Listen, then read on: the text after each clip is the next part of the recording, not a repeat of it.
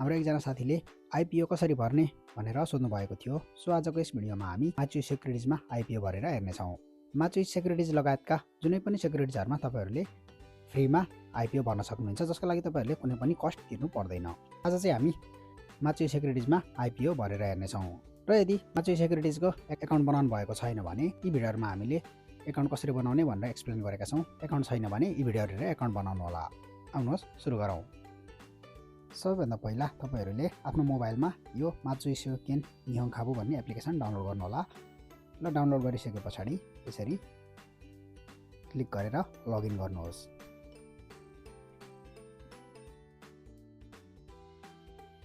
र लगइन गरिसके पछाडी यहाँनेर तोरिकी भन्ने छ, यहाँनेर क्लिक गर्नुहोस्।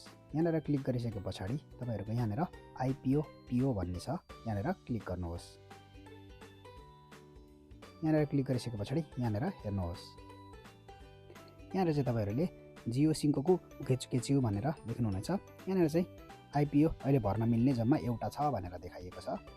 त्यही भएर हामी यहाँनेर मेगा र खाकुनिन भन्ने छ, यहाँनेर क्लिक गरौँ। त्यसपछि यहाँनेर तपाईहरुले सबैभन्दा माथिपट्टि 11 महिनाको 19 तारिकबाट 11 महिनाको 25 तारिक 10:30 बजेसम्ममा भरिसक्नुपर्ने भनेर एउटा फन्डिनो भन्ने शेयरको आइपिओ खुल्ला रहेको देख्नुहुनेछ। त्यो बाहेक तलपट्टि हेर्नुभयो भने तिनीहरू पनि तपाईहरु कहिले आइपिओ भर्न मिल्छ भनेर लेखिएको छ। र अहिले हामीले लगत्तै भर्न मिल्ने भनेको चाहिँ यो एउटा हो। अहिले हामी एउटा भरेर हेर्नेछौँ। यसको लागि चाहिँ यहाँ राइटमा क्लिक गर्नुहोस्। र यहाँ क्लिक गरिसके पछाडी यहाँ तलपट्टि सिङ्कोक सुरु भन्ने छ, यो निलोमा क्लिक गर्नुहोस्।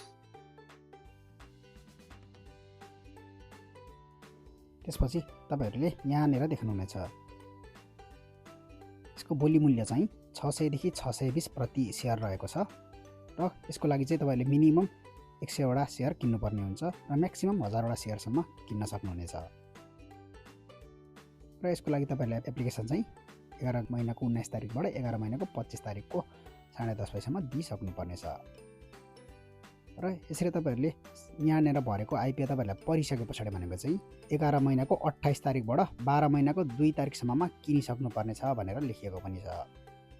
अनि यहाँ तलपट्टि चाहिँ तपाईहरुले प्रति शेयर किन्न मिल्ने मिनिमम एमाउन्ट चाहिँ अटोमेटिक यहाँनेर आउँछ। सो यहाँनेर केही नगरिकन यहाँनेर तलपट्टि खाकुनिन सुरु भन्ने क्लिक गरिदिनुहोस्। त्यसपछि यहाँनेर तपाईहरुले आफ्नो तोरिकी पासवर्ड भन्ने छ, तपाईहरुले त्यो खामा आउँदाखेरि जुन पासवर्ड थियो त्यो हाल्नु होला। यदि गरिसकेपछि तपाईहरुको आइपिओ को एप्लिकेसन भयो। र यहाँनेर थिचेर फेरि अहिलेको अगाडिको पेजमा फर्किनुहोस्। त्यसपछि तपाईहरुले यहाँनेर उखेचुकेजुमी भनेर देख्नुहुनेछ। यसको मतलब तपाईहरुको एप्लिकेसन एक्टिभेट भयो। र यदि तपाईहरु आफ्नो एप्लिकेसनलाई क्यान्सल गर्न चाहनुहुन्छ भने चाहिँ यहाँनेरबाट क्यान्सल पनि गर्न सक्नुहुनेछ। र फेरि अहिलेको माचुई सेक्युनको एप्लिकेसनमा फर्कियौँ। र यसरी फर्किएर यहाँनेर तपाईहरुले स्क्रिनलाई तलपट्टि तानेर रिफ्रेश गरिसके पछाडी यहाँनेर सिङ्कोको जुमी इक्केन भनेर देखाउँछ। यसको मतलब तपाईहरुले एउटा आइपिओ को एप्लिकेसन दर्ता गर्नुभयो। र तपाईहरुको एप्लिकेसन दर्ता भइसके पछाडी गोला प्रथाबाट तपाईहरुको आइपिओ छानिनेछ। र यदि आइपिओ छानेर तपाईहरुको आइपिओ पर्यो भने यहाँनेरको यो राइट साइडमा देखाउने छ। यहाँ चाहिँ कोन्यु मोस्कुमी उखेचुकेच्यु भन्ने छ। यहाँनेर चाहिँ तपाईहरुको आइपिओ भर्यो, अब किन्नको लागि अप्लाई गर्नुहोस् भनेर भन्ने हो। यहाँबाट चाहिँ तपाईहरुले परेको आइपिओ किन्न सक्नुहुनेछ। र कहिलेसम्म किनिसक्नुपर्छ भनेर हरेक आइपिओ सेट डेटहरु दिएको हुन्छ, त्यो डेट भित्रमा किनिसक्नुपर्ने छ। र अनि आइपिओ चाहिँ तपाईहरुले मिनिमम 100 शेयर भन्दा कम चाहिँ नर्मली किन्न पाइदैन। आजलाई यति नै।